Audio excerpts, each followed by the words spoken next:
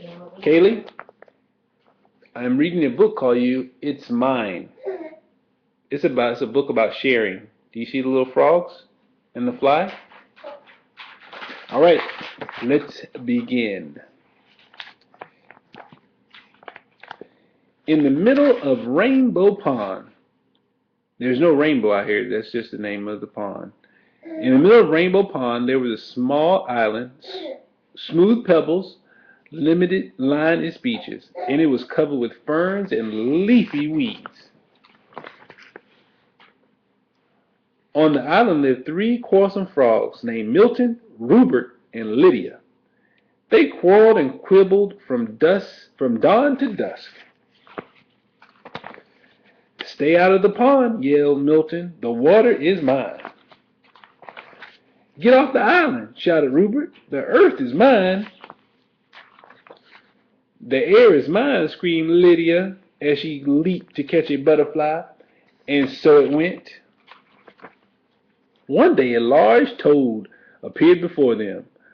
"I live on the other side of the island, but I can hear you shouting, 'It's mine, it's mine, it's mine,' all day long. There is no peace because of your endless bickering. You can't go on like this." With that, the toad slowly turned around and hopped away through the weeds.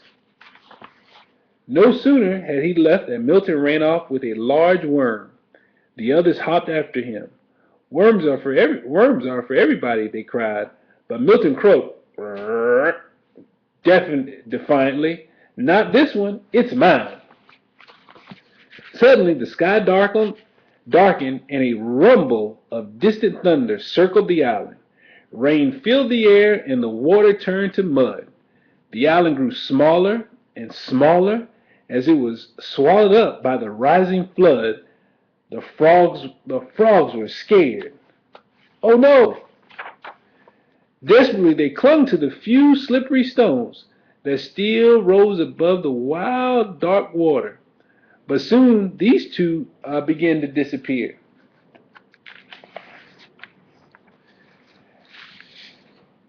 There was only one rock left, and there the frogs huddled, trembled from cold and fright.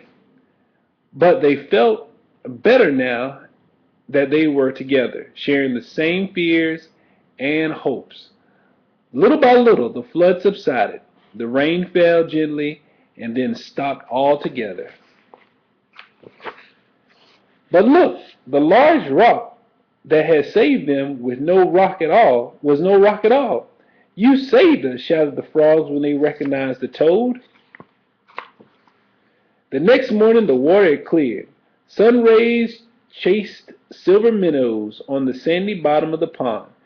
Joyfully the frogs jumped in, and side by side they swam all around the island. Together they leaped after the swarms of butterflies that filled the air. And later, when they rested in the weeds, they felt happy in a way they had never been before. "Isn't it perfect?" said Milton. "And isn't it beautiful?" said Rupert. And do you know what else?" said Lydia. "No, what?" The other said. "It's ours," she said. The end.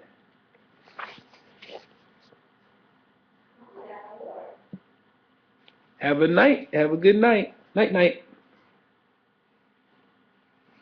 Remember to share, Kaylee. Share. That's the moral of this story. Share.